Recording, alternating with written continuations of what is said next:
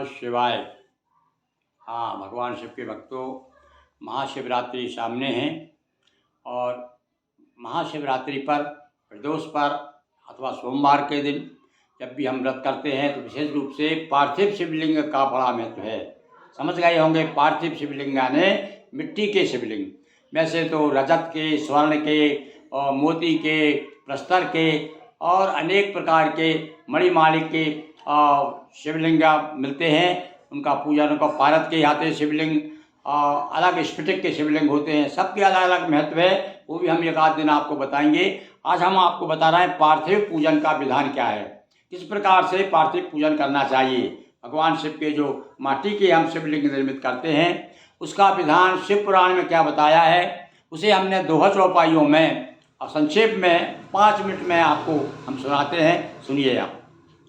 ऋषि बोले, हे सूत जी, पार्थिव शिव भगवान, पूजन करने का कहें हमसे पूर्ण विधान।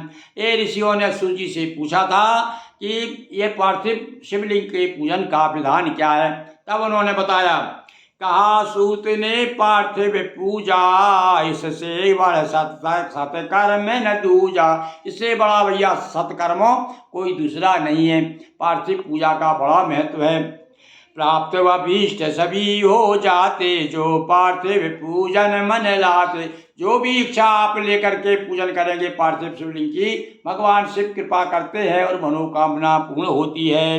कष्ट नष्ट हो सुख अधिकाई, धन संपत्ति नित हो यश सवाई। ये भैया शिव पुराण कह रहा है, मैं अपनी तरफ से नहीं कह रहा हूँ। मैंने तो केवल उस भावना को, उस कथा को अपने शब्दों में बांधा है।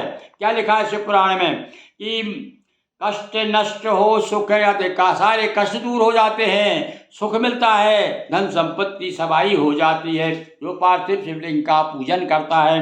मनुज मात्र नर अथवा नारी, शिव पूजन के सब अधिकारी।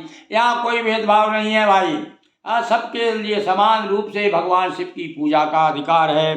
शरीर अब बताया किस प्रकार से आप पार्थिव शिवलिंग के लिए माटी कहाँ से लाए, क्या करें, तो वो देखो उसका संक्षेप में बता रहे हैं हम आपको।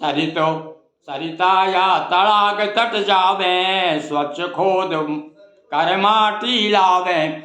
या तो नदी के किनारे अथवा तालाब के किनारे की स्वच्छ साफ मिट्टी ला करके, मिट्टी खोद करके लेके आए और दुग्ध मिला कर माटी साने। जब मट्टी साने, आप वो माटी को साने शिवलिंग बनाने के लिए थोड़ा सा दूध मिला लेना चाहिए उसमें। देखिए गणेश शिव पुराण में ही बताया है कि दूध मिला कर माटी साने, शिवा गणेश साथ निर्माण। और साथ में भैया पार्वती जी और गणेश जी का भी छोटी छोटी मूर्ति बना लेना चाहिए। और 5 प्रकार षोडश उपचारा, शिव पूजन हो विविध प्रकारा। वैसे तो 5 उपचार यानी 5 प्रकार से जो पूजन होती है वो तो सबसे सरल है, घर घर करते हैं, सभी लोग करते हैं। पहले आप स्नान करा दीजिए, स्नान करा करके वस्त्र पहनाइए, जनेऊ पहनाइए, चंदन लगाइए, कुमकुम लगाइए, अक्षत छोड़िए। और उसके बाद में, हाँ भाई कुमकुम, कुछ लोग कहते हैं हमारे यहाँ कुमकुम शिव जी को नहीं चढ़ते, मेरे मुंह से निकल गया, कुमकुम नहीं, भगवान को भस्म चढ़ती है। तो भगवान को भस्म चढ़ाइए और उसके बाद अक्षत चढ़ाइए और उसके बाद भगवान को दीपक दिखाइए, फूल चंदन चावल फूल चढ़ा के दीपक दिखाइए, हाथ धो करके भोग लगाइए, आरती करिए। ये छोटा सा हो गया पंचोपचार। और षोडोपचार से ऊपर लेकर के आपको उनको आसन दीजिए, आवाहन करिए, आसन दीजिए, उसके बाद में आचमन कराइए, अर्घ्य दीजिए और इसके बाद में फिर स्नान कराइए। स्नान में भी पंचो स्नान 5 प्रकार से, जैसे कि जल से, दूध से, दही से, घी से, शक्कर से, और कुछ लोग इक्षुदंड से यानी गन्ने के रस से कराते हैं। और भगवान शिव को गुलाब जल, इत्र आदि जो है आगे सब षोडोपचार से है। पर वो उसकी हमने उसके संक्षेप में आपको एक अलग वीडियो बनाया है, उसमें हिंदी में हमने मंत्र दिए हैं, थोड़ा से दोहे में तैयार किए हिंदी मंत्र में। हिंदी मंत्रों से भगवान शिव का पूजन करिए। मैंने स्वयं पूजन करके, मानसिक रूप से पूजन करके आपको बताया। मेरे साथ साथ आप भी वो वीडियो देखिए जिसमें हिंदी मंत्रों से शिव अभिषेक हो, शिव जी का अभिषेक जो 16 मंत्रों से होता है वो अभी मैंने हिंदी में दोहा चौपाइयों में तैयार कर दिया है आप लोगों के लिए जो संस्कृत नहीं जानते। उसको सुन करके, पढ़ करके आप शिव जी का अभिषेक कर सकते हैं। तो इसमें बताया, और गंगा जल पंचामृत लाए, भाव सहित भाव को नहलाए। बड़ा सरल बताया इसमें कि भाई ज़्यादा ताम झाम करना हो, विशेष रूप से भगवान को प्रसन्न करना है और सूर्योपचार करना है, फिर पंडित जी को बुला करके करवाइए आप। तो यजुर्वेद के मंत्रों के द्वारा भगवान शिव का अभिषेक होता है।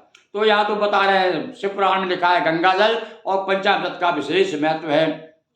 और नाम जपे छोड़े जगत जलधारा, पंचाक्षरी मंत्र हो प्यारा।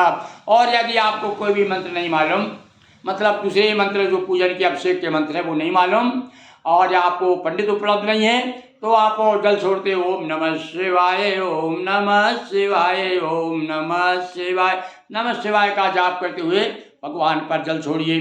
पुष्प बिल्व के पत्र चढ़ावे और भाव सहित नैवेद्य लगावे। बिल्व पत्र और पुष्पो भाव सहित भगवान को नैवेद्य लगाएं।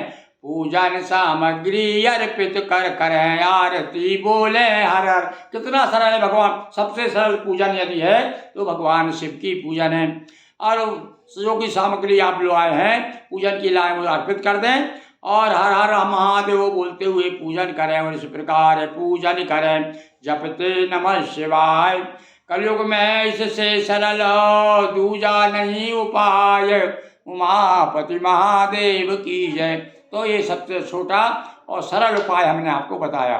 वैसे हमने भगवान शिव की पूजन का पूरा अभिषेक, संक्षिप्त लघु अभिषेक जिसे कहते हैं 16 मंत्रों का, वो एक वीडियो अलग हमने आपको बनाया है, वो आप देखिएगा। उसके आधार पे आप स्वयं वीडियो लगा दीजिए और मुझे सुनते जाइए और पूजन करते जाइए, तो आपको वही फल प्राप्त होगा। भगवान शिव आप सब पर कृपा करें। बोलिए हर हर महादेव शंभो।